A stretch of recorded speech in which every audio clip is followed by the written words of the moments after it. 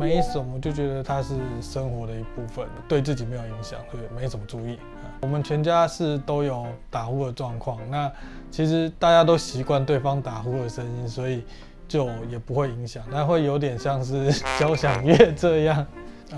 吵到老婆了，老婆请我过来。睡觉的时候会影响到她的睡眠，就有的时候我睡着了，然后老婆就会把我叫起来说吵到她了，然后我再换个姿势，以为自己不会打，然后就睡着又吵到她，然后就影响到双方的睡眠品质，这样4、5次吧，我连我自己觉得我都还没有睡着，我老婆就说你又在打呼了。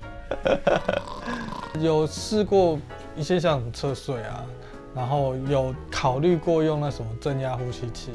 但最后还是选择用止鼾牙套这样。第一个觉得它的体积比较小吧，对我睡眠的影响可能比较小一点。再来那个许医师他会前侧就是他会先把你的下巴往前用一下，然后让你觉得会不会不舒服，然后你的呼吸有没有痛。那这个感觉其实蛮说服我去用这个东西。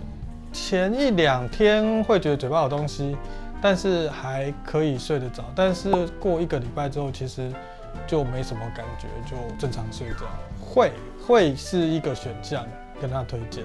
对，精神有比较好，然后睡眠品质我自己睡着，因为我睡很沉，所以没什么感觉。但是老婆就没有再继续把我叫起来过，所以应该是老婆是有说没什么声音的，对。